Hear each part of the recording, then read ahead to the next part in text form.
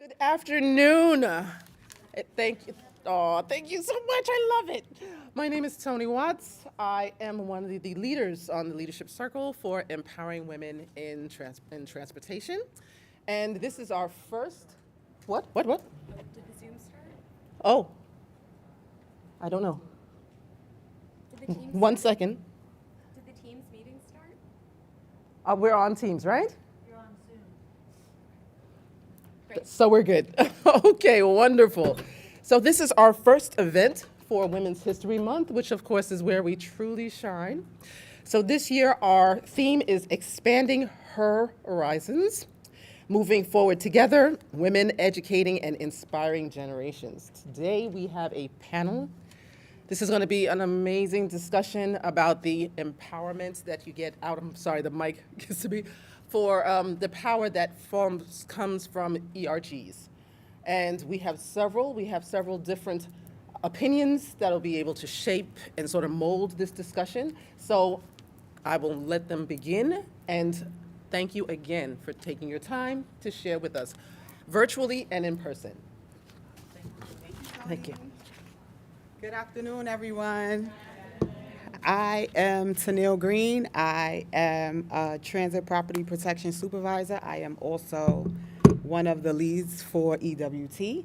And as Tony stated already, we'd like to welcome everyone to our panelist event.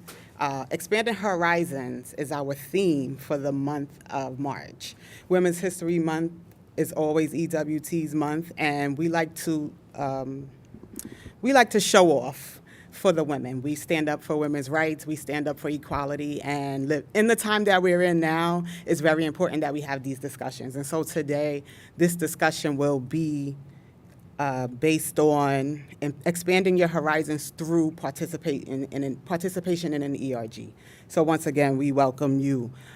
We like to start off with our panelist, who is our executive sponsor, Haley Stein. She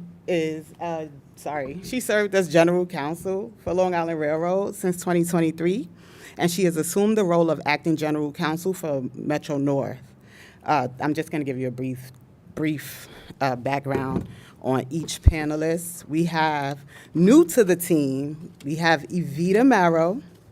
I'm sorry. She is new to the MTA, currently here 2 months? 2 months, and she has stepped into a huge role as Deputy Chief of Operations and Programming at MTA, where she oversees the EEO, Title VI, and Diversity and Inclusion divisions within the DDCR, which is the Department of Diversity and Civil Rights. So we welcome Evita. Next, we have Nancy Cotto, who is a gem to me today. Really, like, I couldn't have been at this point without Nancy, and so we appreciate Nancy. She is the Director of Diversity and Inclusion for MTA headquarters and has oversight of 10 employee resource groups. 10. That's no easy feat. So we thank you, Nancy, and we appreciate you deeply. Robin. Thank you so much, Robin. Robin is also the lead of Begin. She is a manager in the MTA headquarters procurement policy unit, and she began her career with the MTA in 2015 as a procurement specialist at Metro North Railroad. We appreciate each and every one of our panelists, and so we will begin with the questions if you all are ready. Thank you. It's a small group, but if you could applaud the panelists for me, I really would appreciate that. The first question is for Haley. Haley, can you share how and why you became involved with ERGs? Hi. Thanks, Hi. Tanil.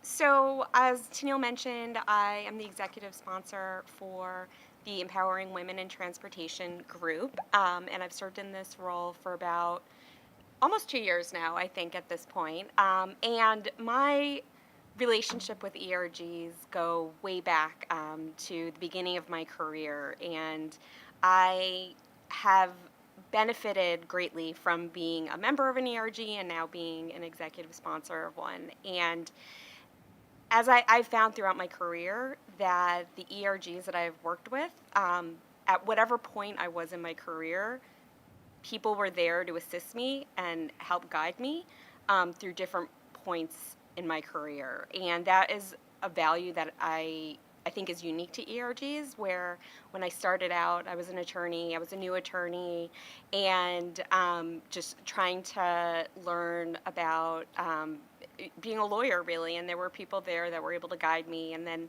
as I, had kids, there were people there that were able to guide me about kids and how to balance. And then as I was looking to transition to different roles and jobs, there were people there that were able to help me and guide me and even hire me in different positions. So it ERGs are not just about highlighting the unique nature of the group. It's also about individuals being able to get advice and guidance and mentorship that they might not be able to get in other places. So for me, that really my involvement has evolved over time, but it really is still, to me, about making those individual connections and making sure that people are getting assistance in ways that maybe they're not getting in other aspects of their job. So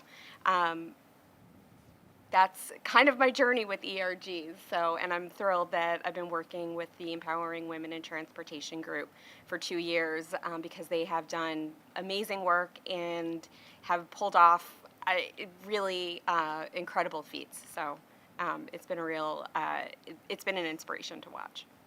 Thank you for your response, Haley, because for me, joining an ERG has shifted me as an employee. I'm a security supervisor, and so my exposure to rooms like this is limited. And so I can kind of say, like, being in an ERG, I have a similar experience with that. And so I thank you for sharing your experience. The next question is for Robin. How have ERGs influenced your career and professional development? And thank you for coming out, and thank you for EWT for inviting me to sit on this panel. I am highly honored to be here. So, could you answer the question again? The question is, how have ERGs influenced your career and professional development?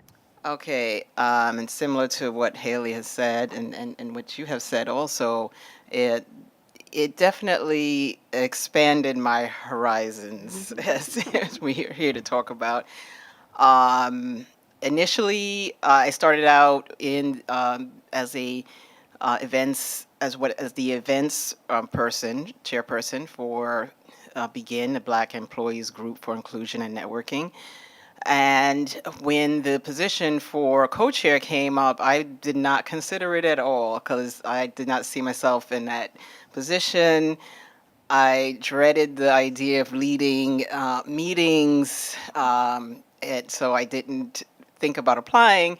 And through the encouragement of various people, including Nancy, I took the leap, and I am so thankful because just sitting at my desk and doing the work that I do would not have connected me to a community of various people that I would not have met and would not have worked with if I was just doing my day-to-day job. Like my co-lead, James Richardson, I knew him. We said hi to each other passing the halls, but I would never have been able to work with him and know what an amazing planner he is, an amazing collaborator he is, and we learned from each other. I learned a lot from him, and I hope he learned a lot from me as well. So there's that community aspect where you meet people outside of your realm. We meet with our executive sponsors once a month, and I was also terrified about that because our executive sponsors are Shanifa Riera, who's the head of communications, and President Rinaldi. And I was like, how do I speak to President Rinaldi and Shanifa Rivera? I haven't spoke to executives, in that manner, and being able to prepare for meetings with them, knowing how to work with them. And it's a learning curve. And I would not have been able to do that if I just done my regular job, although I do work with executives in my role. Um, yes, it definitely expanded my horizons. It also showed me what I was capable of because it I wouldn't have known I could do certain things, and I've grown a significant amount. I don't think I would have even accepted being on this panel if I hadn't had that time frame. I've been co-president for about 2 years, and I've learned a lot. It's learning, and also, as Haley said, it's professional development. It's not something that it's not a professional development that I would have gotten in a 2-hour class or a 1-week class. It's real professional development where I'm in the position having to do all the coordination and planning and speaking to people, networking, that you cannot have in a class. So we should definitely continue with ERGs because it increases the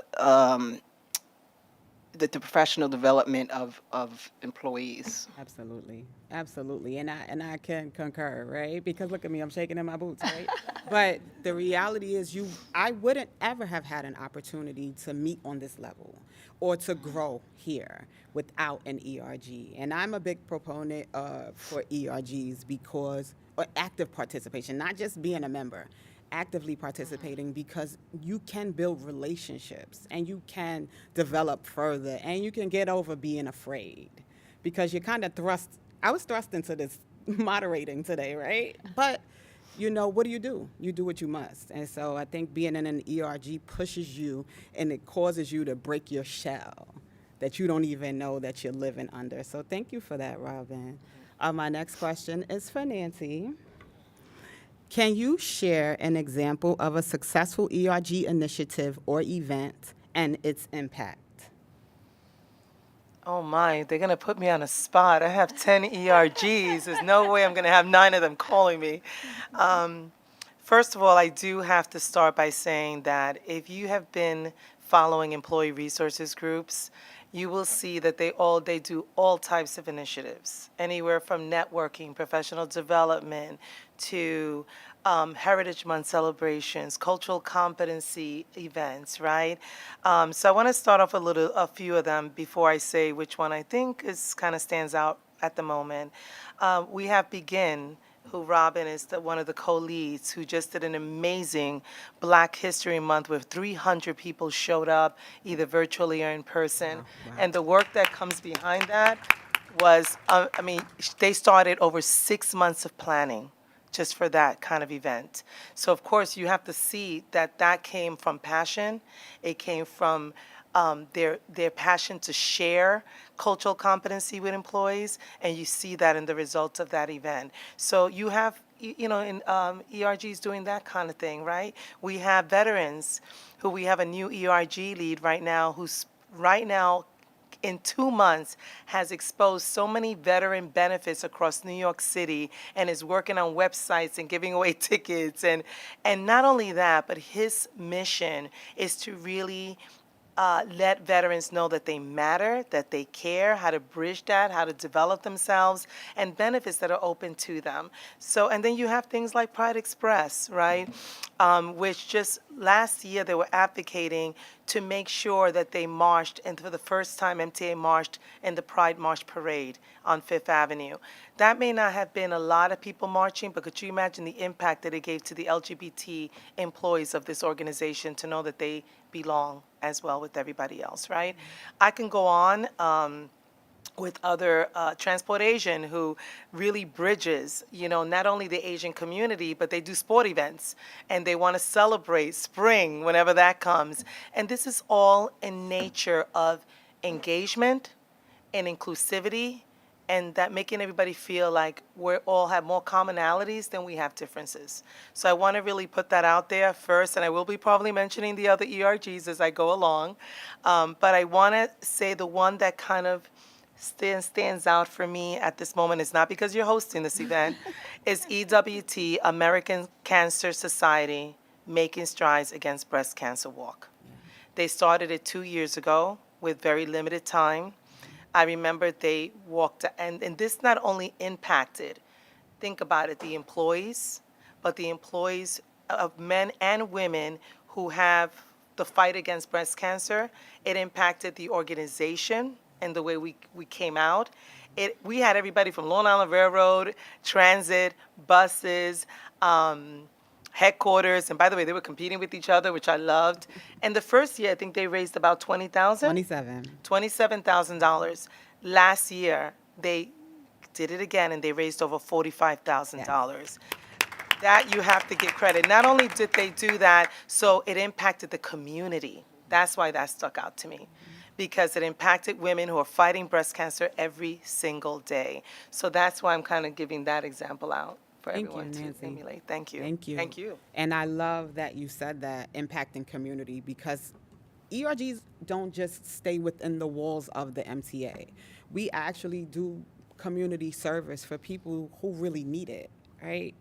American Cancer Society, for one, relationship that we have with them, we're allowed to go to, they have a lodging for cancer patients, right? And you can go and you can meet cancer patients. You can do it on your own time if you want. You can do it collectively.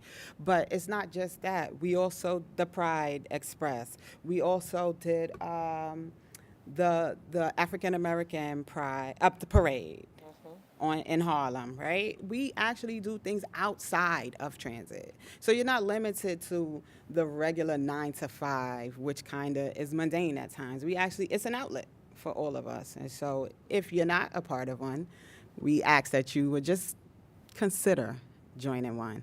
And if I may add one thing, they may stand for certain things like empowering women in transportation, but every single employee resource group is all inclusive. Everyone is welcomed. Yes. So they include men. They actually do sometimes activities that for men's health. They did that about 2 years ago. And I want to also talk about that they all support each other. So when one has an event, they're all advertising it. And that's what we should all be doing as employees of MTA. Absolutely, absolutely. Thank you, Nancy. Robin, I'm back at you. How have ERGs helped you be a leader? You really have to think about the whole group and not just I have to think about what the group wants. That's one of the points that we were told to make sure we are we're hearing the members and we're getting their feedback. And being a leader is really reaching out to the members and hearing them and trying to meet them as best you can. And that can be challenging because we can't, we can't do everything that people, want. And of course, there are certain limitations. But definitely showing up and hearing them and being consistent. We make sure we begin holds monthly meetings, and we make sure we show up. We make sure we have a schedule. We plan our meetings every month of what we're going to talk about, what information that we're going to provide. So we make sure that the members have the information that they need. We think about how we could add more value to our meetings and what we offer as a Begin membership.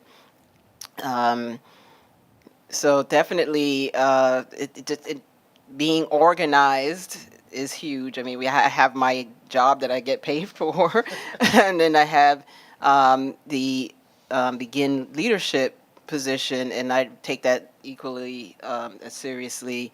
And I am passionate about that, not just in terms of the group being African. It's not just for African Americans of descent, but it's the awareness part. How do we put forth awareness of diversity?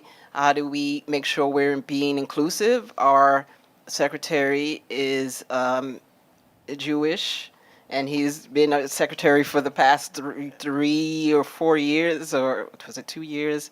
can't remember, but he's very active, and we also have to make sure that everyone feels included Right, and useful and heard. right, So, and it's still a learning curve. But the main part is not about me. right. It's about the community, the collective. It's about, and also as being co-presidents, you also have to work together with your co-president and make sure we're on the same page, and make sure we're on the same page, and we're working for the group. Absolutely. And being an ERG leader, it makes you more conscious of it's less of you and more of everyone else. And a lot of times we live in a bubble until you're the leader of an ERG. And it's like, wait a minute, it's not only your opinion that counts, right? Everything we do is for the memberships. Everything, every event, every meeting, every support network that we create is for the membership. And so it means a lot to lead. It's a huge responsibility, but you have to give more of who you are, and you have to be willing to commit to that. And so thank you for your commitment. Evita, I'm kind of putting you on the spot here, and I'm going to ask you a question. I'm not sure if you were willing to answer this, but we haven't heard from you, and so I'd like to hear from you, and I'd like to hear your perspective on the values that ERGs bring to the workplace. Ooh, good question. The values that ERGs bring to the workplace, a ton, right? I think ERGs are really the pillar to employee engagement, right? It's an opportunity for individuals to become involved, to learn, right? A lot was mentioned when we talk about cultural competency, when we talk about leadership, networking. It provides opportunities that maybe, employees don't even realize exist within the organization. Another value, right, is that camaraderie, right? Being able to have, a group or, a place where you can learn from one another, where you're able to, voice your concerns and be in a safe space, right? And what does that look like? Psychological safety, right?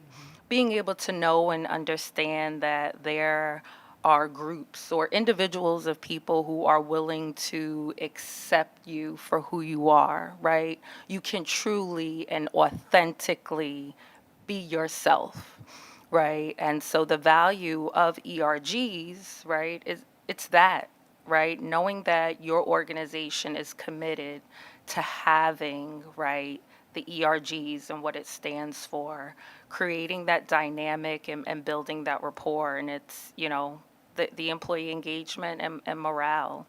Um, you know, a lot of organizations do not have ERGs. Some do, and it looks different, within each industry and each organization. But I really commend the MTA, right, for seeing the value within the ERGs and the individuals who serve in leadership and all of the work that goes behind all of what is done. So I think, it's phenomenal to see all of this, right? Being new coming into the MTA, I'm like, wow, like these employees are committed, right? And not even sometimes being asked, right? Just stepping up to the plate, right? Being a team and just say, hey, I got you, right? When there's a little fumble, don't worry, let me pick you up, right? And that's another value, right? Showing that working together as a team, I got you, I got your back, I'm gonna help you, we're gonna do this together. So it's those are some of the values that I see. Thank you so much, and I'm sorry for that, but I don't want to put you on the spot. But what I agree with that. It creates a family, right? And I work in operations, right? And most people don't work here.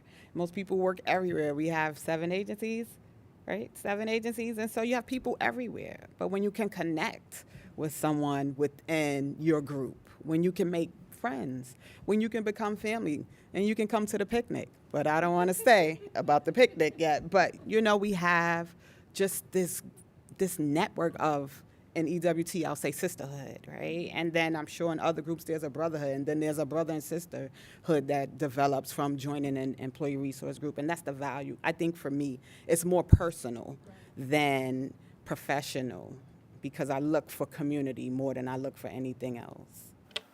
So if I could just jump in, Sure. building upon that, I think that post-COVID, there aren't that many opportunities to engage with your coworkers, people in the organization, and there's just less ability to cross paths with people that you don't work with every day. And the ERGs are one of the ways that you can tap into that and access it. And Tennille mentioned the picnic.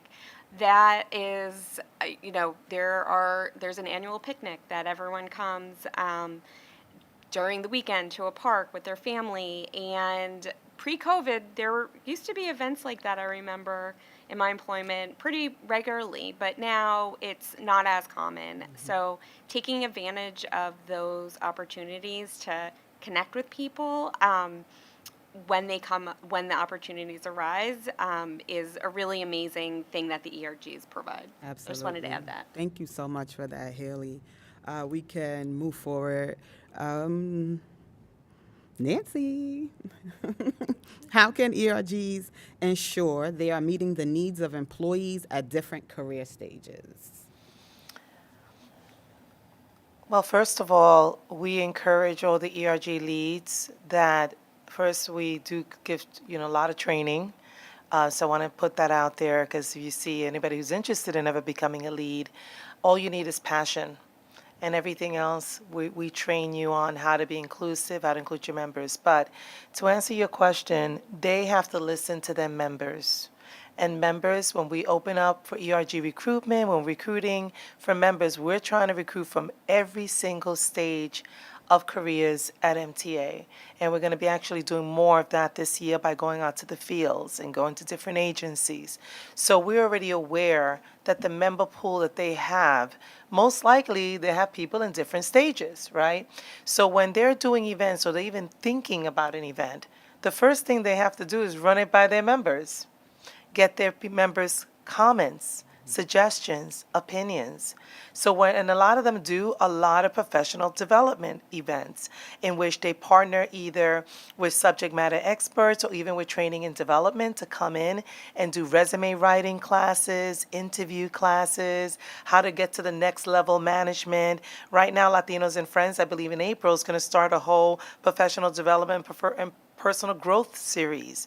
Young professionals in the meetings, they do a day in a life.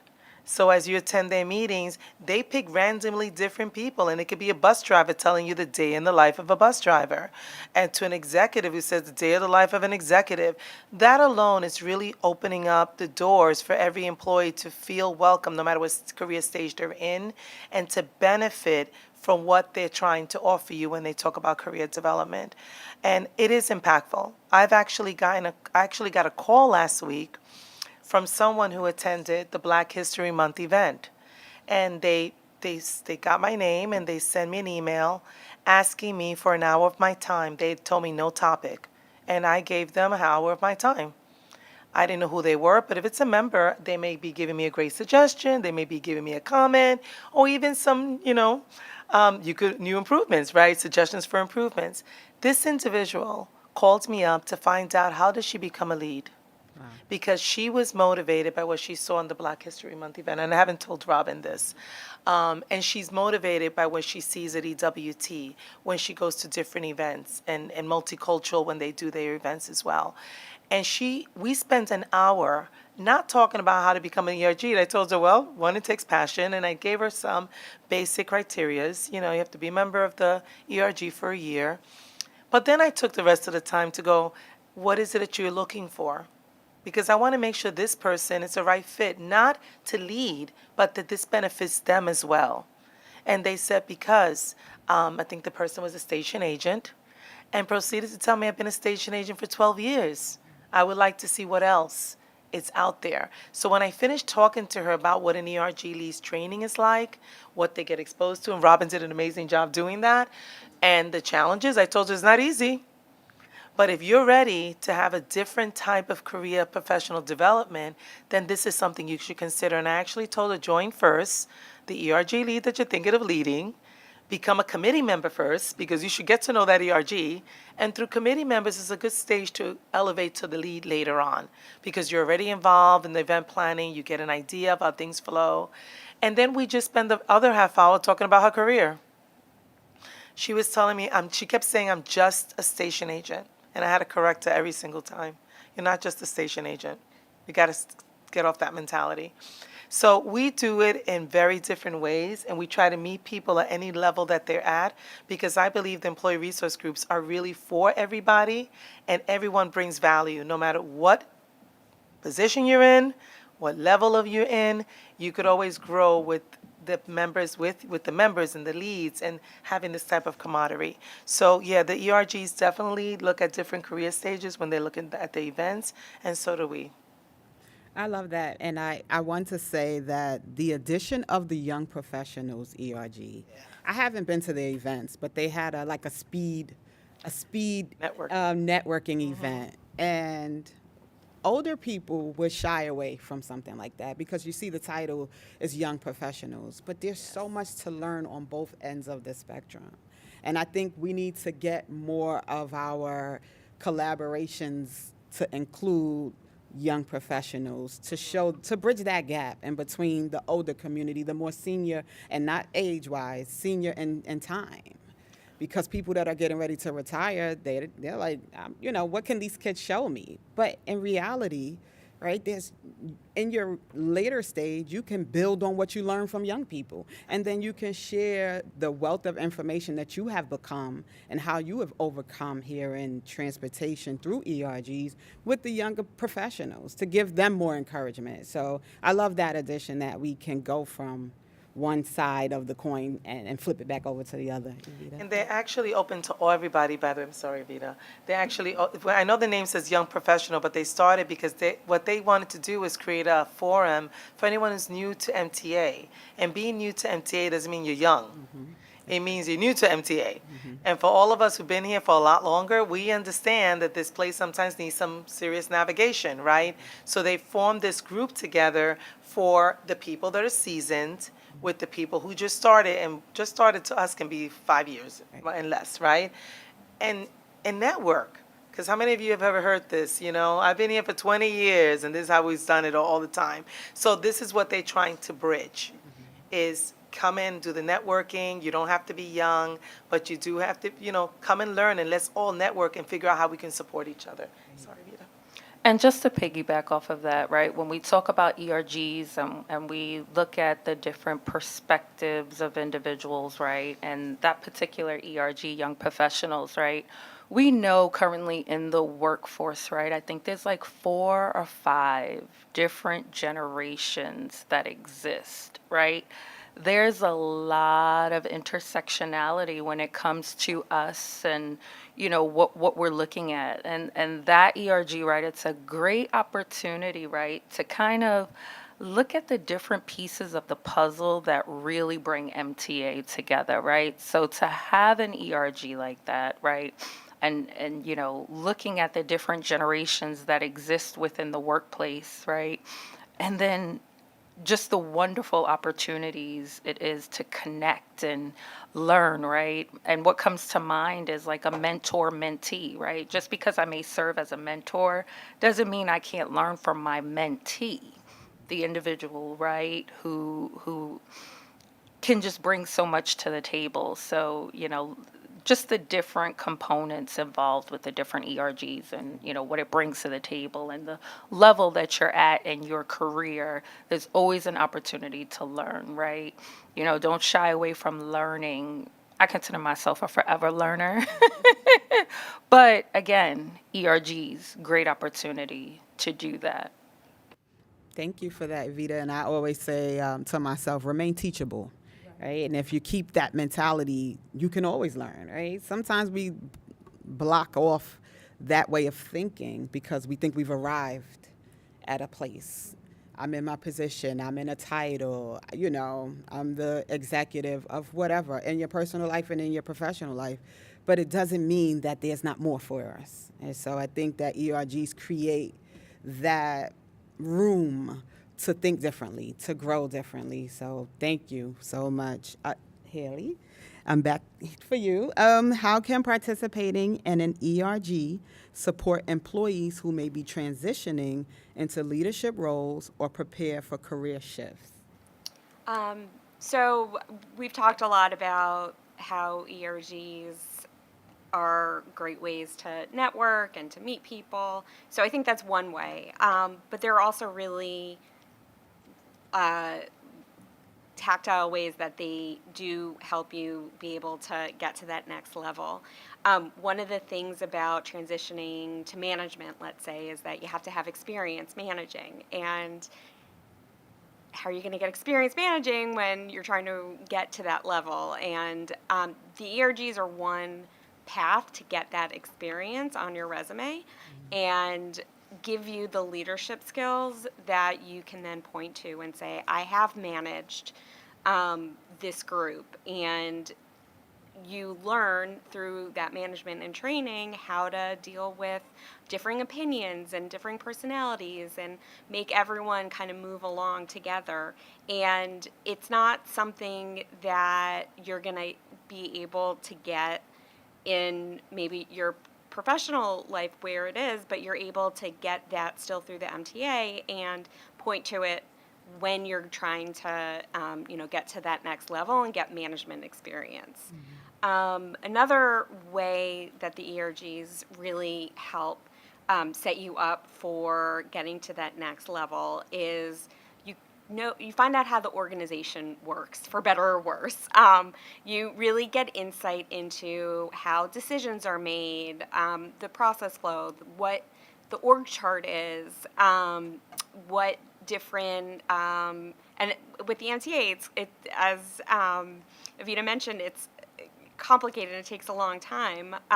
But this gives you an opportunity to kind of get a firsthand experience in how the MTA operates, how decisions are made, what types of things you need to present when you want to get something approved. And that also is something that is hard to get otherwise. So that gives you kind of a leg up also because you can then point to, well, I know how this organization works. And lastly, like I said, you actually manage people and personalities and try to come to consensus and try to move things forward. And you don't get more basic in leadership than that. And it does give, there are always different opinions, and the ERGs are focused on their members. So it gives you a chance to really work with people of very varied opinions, varied ways of thinking, varied ways of approaching things, and you're able to really piece together and use people's strengths and recognize those strengths. And that is a real skill that takes time to develop, and that's one way that you can do that. And Sunil got up here today. There's always a need for leadership in the ERGs. No one's ever going to say no. And if you want to do it, you can do it. And there are inroads and ways to get in, but it's not a situation where it's an exclusive club. It's welcoming, and there's always a need for people who are interested and talented and motivated to have a role. So it's kind of like an easy win if you're trying to get those skills and trying to kind of move your career forward. You know, Haley, I want to speak about myself, and I could do that all the time. But for me, there was a language that I didn't speak. I work in operations. I work in security. I speak security. I can speak security, in my sleep, because our issues are pretty much consistent with what we do. So where we're talking now, I would speak a different way in my day-to-day role. I wouldn't be in a professional environment. Okay, let me be careful how I say this. I wouldn't be speaking corporate, I would probably be speaking slang because that's the environment that I work in. Most people relate to the environments they work in. And so participating in an ERG has given me a platform to grow in. And you think you don't need to grow because, sometimes, like, I could stay in my title. I've been in my title 13 years. I could just retire from there. But I knew there was more for me. And I didn't know how to get to the more. But participating in an ERG pushed me into more. I would never have done this today. I wouldn't have. I would have sat, I was kicking and screaming. Like, I'm not moderating. Someone else is doing it because I tell people what to do. I don't do what people tell me to do. But you don't get that opportunity in an ERG when you're the lead, right? When you're one of the leads, you have to step up and be what a leader is. And so I think that those are the intangible skills that you get without having to pay for, without having to sign up for a class, without having to go to, get something done externally. You can learn here from everyone that you work with. And so that has been my experience participating in an ERG. So I really match what you're saying in terms of career growth. For me, that's the only way I would have gotten it unless I had gone back to school. And it wasn't my intention to go back to school because my daughter's in college. And so someone has to pay for her to go, so it's me. And so it's my experience to learn for free, right? It costs nothing to participate in an ERG except for time and commitment. And I'm going to get off my soapbox. And Evita, what advice can you give to employees? Oh, I'm sorry. I asked Haley. Did I ask? No, was it? Is that correct? All right. What advice can you give to employees looking to maximize ERG involvement for career growth? Good question. And I'm sitting here and I'm like jotting down notes. But really, what you just said, Sunil, it resonated and it's on my heart to say, step outside of your comfort. A lot of the times we're so used to what's comfortable for us that we sometimes box ourselves into what we believe that we should be, right? So when we talk about career growth and involvement with ERGs, right? Take that step to be a leader, right? What is it that you want to gain from your ERG or maybe beyond that as far as your career? Seize the moment, right? When there's events and there's opportunities for you to be in rooms with different people, we are our own brand, right? So when I walk in a room and my name's Evita, I'm a brand, right? I want people to know my value. I want people to know what it is that I bring to the table. I want people to know my skill sets, right? So seize the moment, take each and every opportunity there is to be present, to learn, to engage, step outside of your comfort. I know a lot of the times we hear, don't take advantage of this or don't take advantage of that. No, take advantage of it, right? Because the moment might not come around again. You may not have an opportunity to be in a room with, senior leadership or executive leadership, or this particular training may be, once in a blue moon, or the opportunity to serve in a leadership role or in a leadership position may not necessarily always be there. So when that opportunity comes and it's knocking at your door and you feel that gut feeling, take it, right? Hop out on faith, right? Believe in yourself to know that you got this and you can be more than what you are. Career growth and again, ERGs, right? Cross training, there's opportunities there, right? Project management, right? Being a secretary, all of these things, right, build upon your resume, believe it or not. So it's, again, just step outside of your comfort. Take those chances and opportunities that arise and, seize the moment. Thank you. Thank you so much. And this last question is for every panelist. What advice can you give to encourage more women in underrepresented groups to pursue leadership roles in the workplace? I guess I'll go. What comes to mind for me is I can only be what I see. And what that means is, for me, seeing women in leadership lets me know that it can happen, right? You know, working for an organization such as the MTA, you see women in leadership roles and representing the MTA and general counsels and, chief, officers. And you don't see that everywhere, right? You don't see that in a lot of organizations where women are spearheading departments and agencies, right? So that's what I mean. I can only be what I see. It's possible. It's an opportunity, right? So, you know, be a trailblazer, and that's my goal, right? To be a trailblazer, open up doors for people to say, hey, this can happen because I saw Evita do it, or I saw Nancy, and I see these people who are doing it.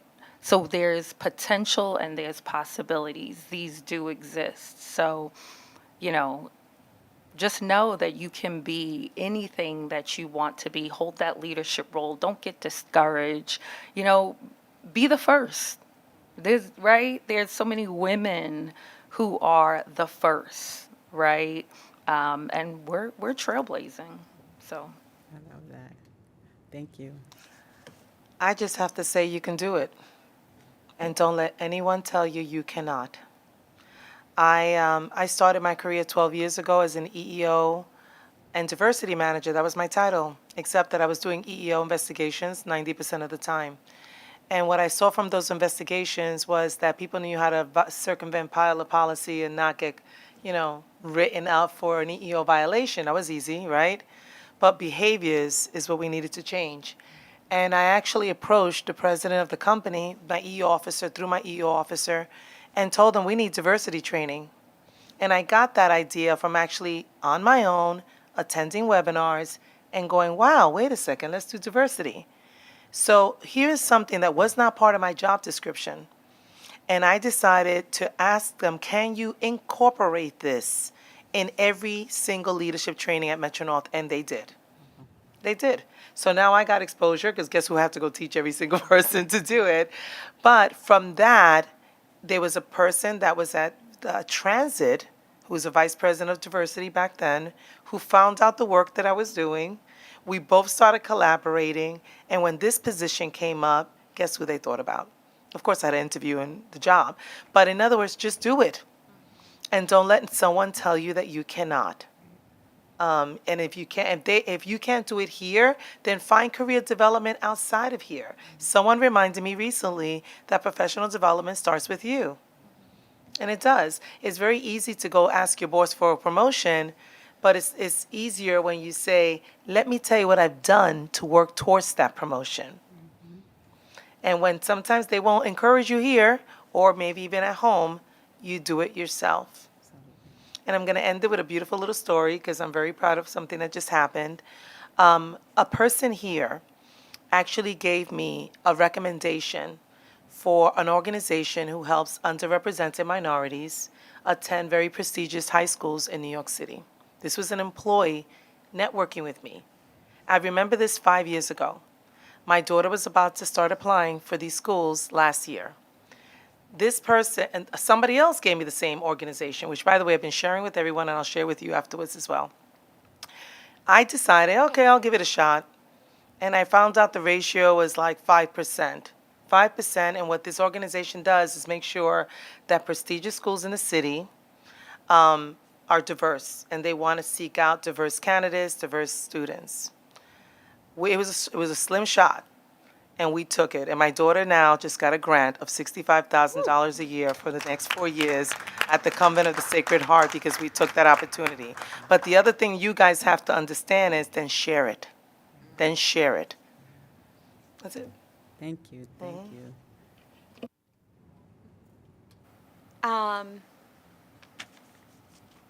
One of the things that, well, first of all, commitment and doing your job, goes with the territory. But actually asking what you need to do in order to, get to the next level. What are the types of things that you should focus on?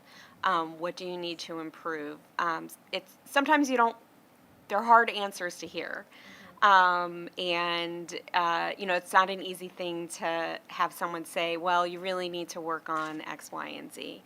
But in the end, that's the advice and the information that you need in order to kind of really set yourself up for success and for advancing. And it also lets people know you're interested in advancing, because when something comes up, someone might say, oh, I know so-and-so is committed and really wants to stay here, and maybe this is something we can recruit that person for. So always kind of be willing to, be vulnerable, and put yourself out there, but ask, I'm really interested in,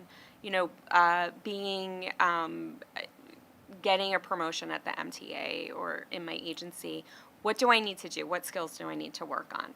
And it's just a little thing that you can do, but it'll kind of trigger something in people's minds and also give you insight into what people are looking for. Absolutely. Thank you. I piggyback on a lot of what was said today about seizing the opportunity, putting yourself out there, showing yourself. I've always been the one who wanted to hide in the back. I was an aspiring dancer at one time, and I was a student at Alvin Ailey School, and I'll never forget this one teacher. He said, he pointed at me. He says, "You're always in the back." He says, "Come back, come out to the front." And first of all, I didn't even know that he would see me, but he saw me, and that always stuck in my mind. It's still a work in progress of not being in the back and not being in the shadows, and that's something that I continue to work on. For my co-president James and I interviewed the chairman Jano, and I was so nervous about doing it that the day before I thought about calling in sick. I was like, I can't do this. I'm gonna be embarrassed. I get tongue tied a lot. And it took a lot for me to come to work that day and sit there, and there was just so much going on inside of me. But then when I sat down, I was able to clear my mind. But the thing is not to let the fear stop you from doing things. Don't be afraid of being embarrassed. You're not, like, if you're doing something for the first, and I tell myself this all the time, I'm doing this for the first time, it's not going to be perfect. And a lot of times we want to start out perfect. We want to be like the person who's been doing it 20 years. And you have to start somewhere, and that's why I like to read biographies of people who, when you hear how they started out, it was like so unlikely, and anyone could be that person, but you have to allow yourself to maybe be embarrassed, maybe be tongue-tied at an event, or maybe do the things that you're not going to be perfect, but allow yourself to make mistakes. And I think that's one of the things that it's not often taught that it's okay to make mistakes. And through those mistakes, you learn and you gain confidence. And one of the biggest things of being a ERG lead is just beyond professional development, it's just personal development, just having you have that inside of you of the experience of leading and creating and collaborating and learning that you will take anywhere in any parts of your life. So that's what I have. Thank you so much. Thank you, everyone. Can I have a round of applause for the panelists, please? Thank you so much for participating. We really appreciate you, and we appreciate your insight and your perspectives. And so, whoever can stay, we ask that you would just stick around for arts and design. I'll introduce Bridget and Heather, who are going to give us a presentation of art that has been created throughout the system, past and present. So, if you're ready, ladies,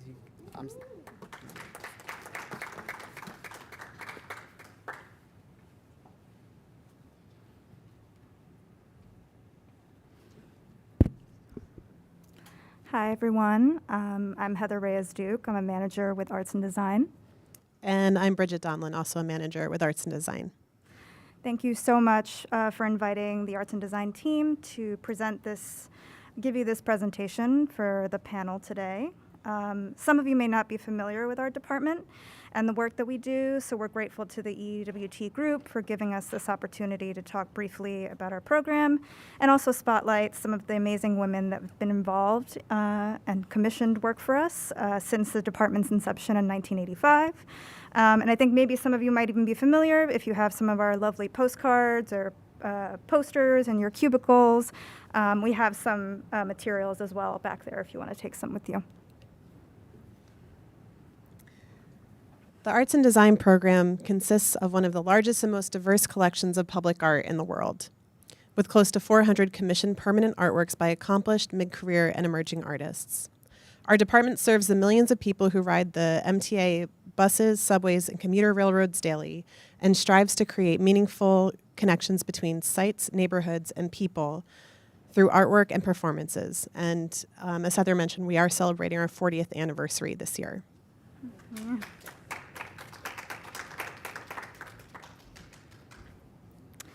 In addition to facilitating permanent art commissions throughout the transit system, our temporary programs bring music, graphic illustrations, poetry, photography, and digital art to New Yorkers and visitors traveling on the subways and commuter rails.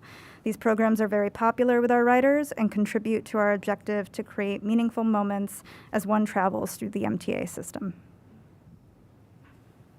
So to give you a sense of the composition of our program, we have some sort of rough informal numbers about the representation of women artists in our collection across permanent and temporary programs. So we're happy to say that Arts and Design is approaching equity. As of 2024, of the almost 400 permanent projects, about half are by women. in digital art, we're actually over 50% with 62.5 projects presented by women. For our posters on the station platforms and car cards in the subway cars, about half of those were designed by women.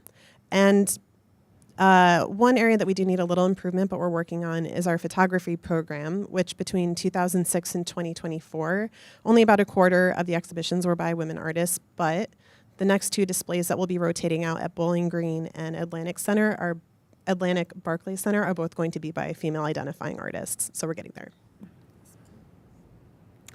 So today we'll show you a number of our permanent projects which are tied to capital projects and commissioned through MTA procurement.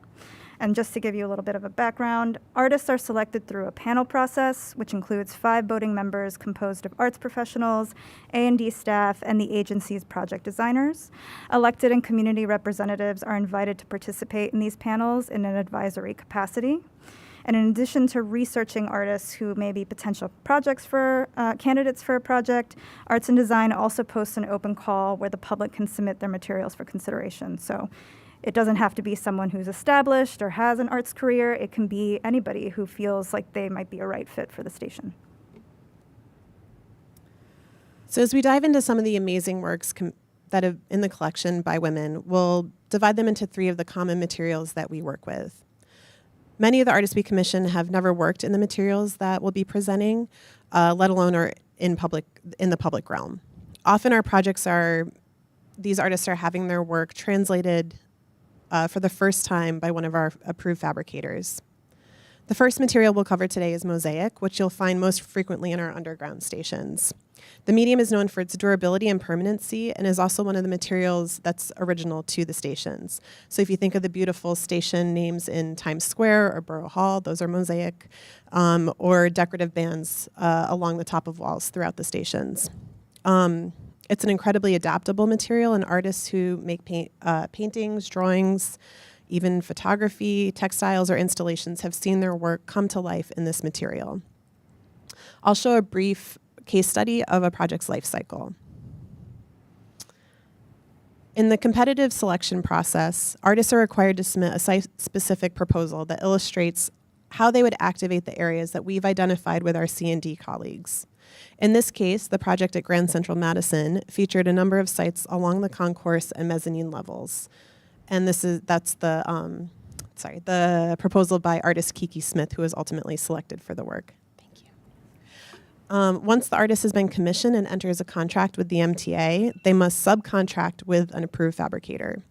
The artist gets a sample selection, which in the image on the left, the artist is in our conference room reviewing.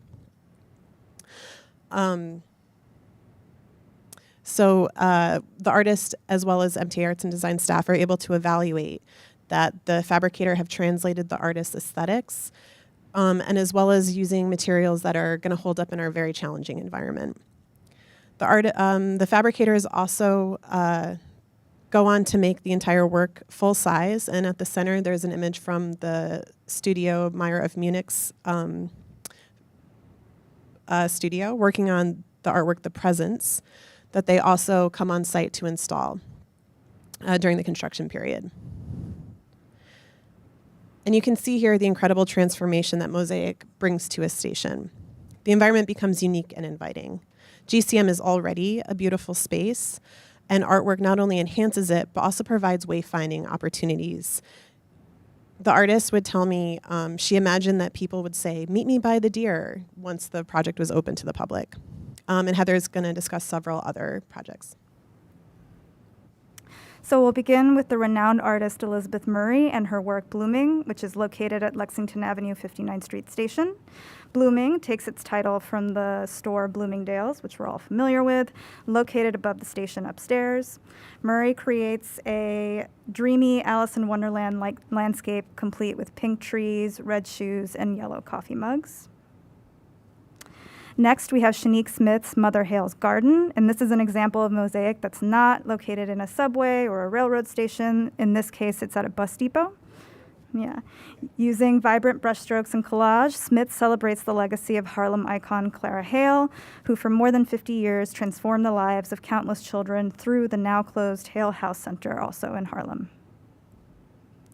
We're also fortunate to have a commission from the late celebrated artist Faith Ringgold. Her work, Flying Home, Harlem Heroes and Heroines, Downtown and Uptown, is located at 125th on the 2 and 3. Flying Home honors important Harlem figures and makes them soar. These murals depict prominent performers, painters, and sports figures like Dina Washington, Sugar Ray Robinson, and Josephine Baker. At 66th Street, Lincoln Center, we have Nancy Spiro's Artemis, Acrobats, Divas, and Dancers. The work pays homage to Lincoln Center's opera, ballet, and classical music halls, using iconic images of women from sources like archaeology, mythology, and the contemporary world. Here we have Anne Hamilton's Chorus. This is a unique use of marble mosaic in the collection. Destroyed in the 9/11 attacks, Cortlandt Street Station reopened as WTC Cortlandt in 2018 with Hamilton's mosaic that you can see here, which interweaves passages from the Declaration of Independence and the Universal Declaration of Human Rights, allowing visitors to touch and experience these words directly. Finally, we have a more recent commission. This is Chloe Bass's Personal Choice number 5, which was installed in 2023 at the Lorimer Street Station on the L. Bass pairs cropped found images from the New York Public Library's picture collection with poetic text. The mosaic uses a photo of two Orthodox men walking in Williamsburg in the 1960s. Bass invites writers to reflect on lived communal experiences and connections that exist in our city. The next material that we use with great frequency is glass, which you'll typically find in elevated stations and windscreens and platform shelters. This allows us to take advantage of light. So much like stained glass windows in churches, our artworks cast beautifully vibrant shadows in the stations on sunny days.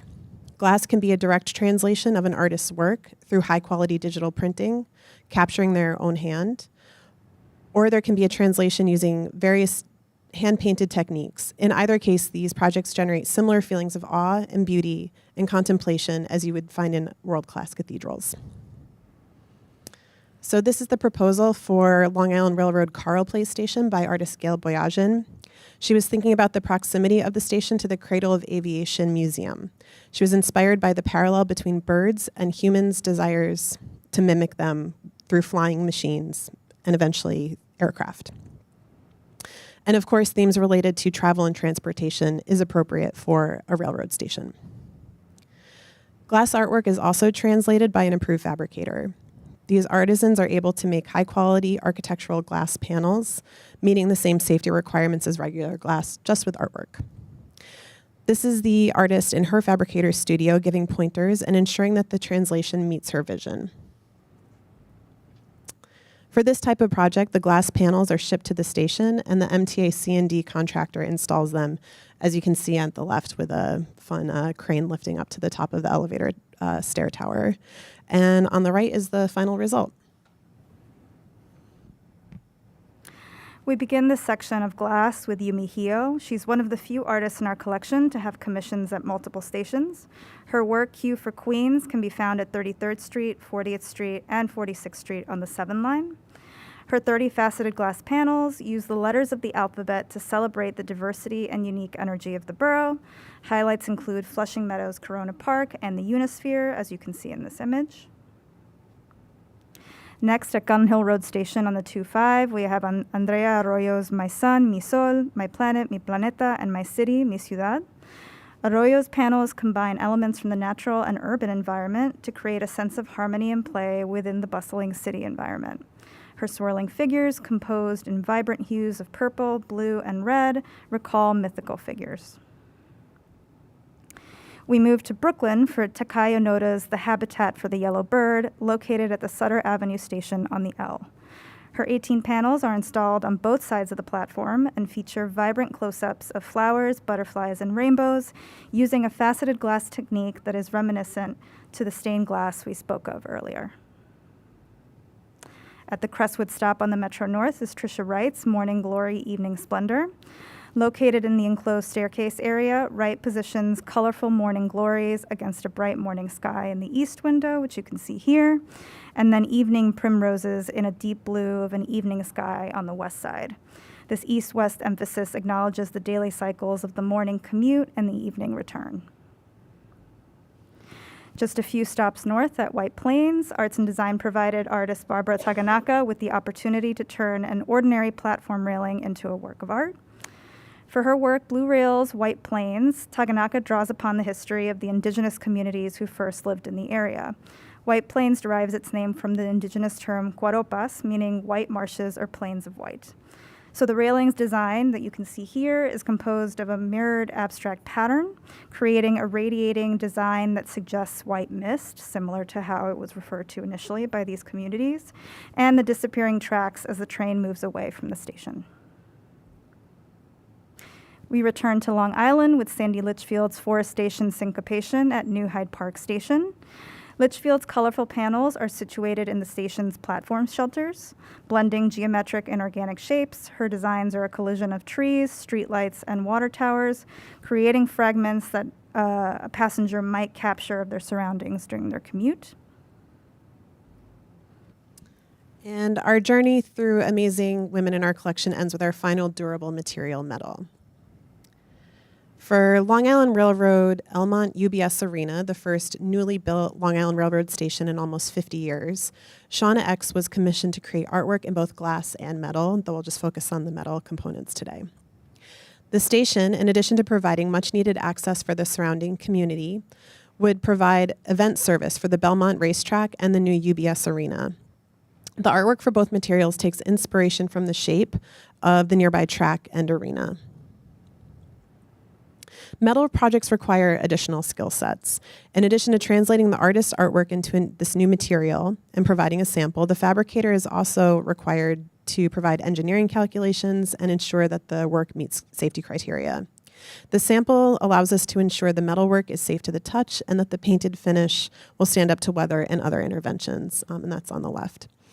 The fabricator also provides that engineering package ensuring the panels meet building code criteria.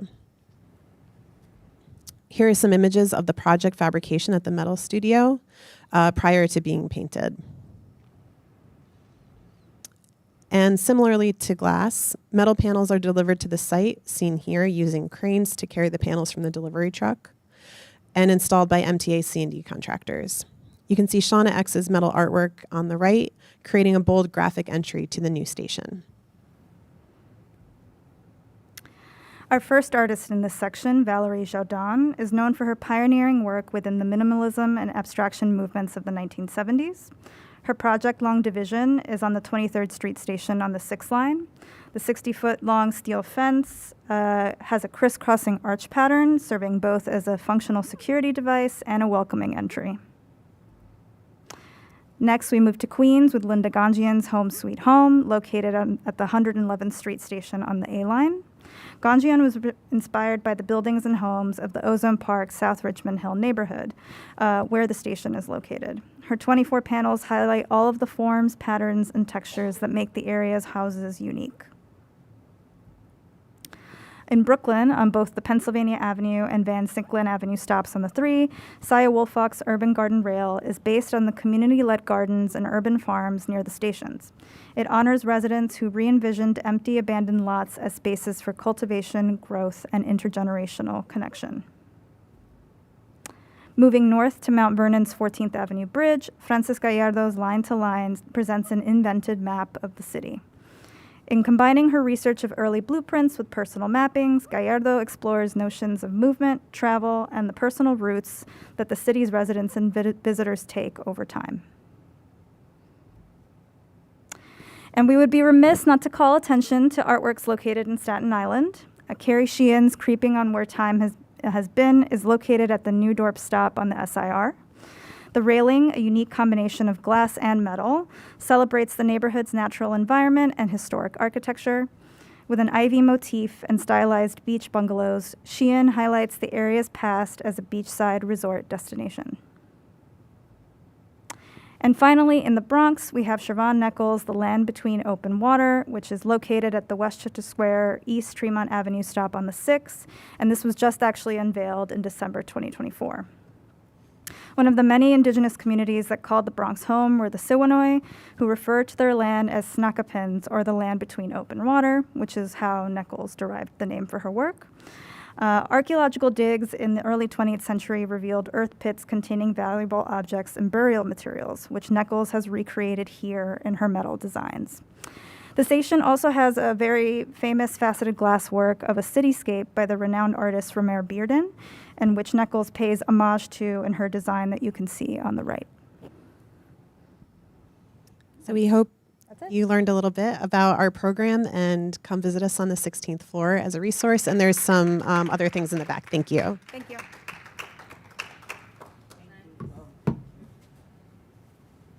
Thank you again, Bridget and Heather. Thank you both for the presentation. Thank you to everyone who participated in this event. Thank you to our panelists once again. March, yep, we deserve a round of applause. We have 2 more events coming up. One is virtual. Next week we have an outside activities informational that you can register for. And at the end of the month, March 27th, we hope to see you all here. We will be honoring 25 women of 2025 that are super impactful and expanding their horizons, and are super extraordinary. So we hope to see you at our event. Thank you to everyone online as well. Thank you, thank you, thank you, thank you.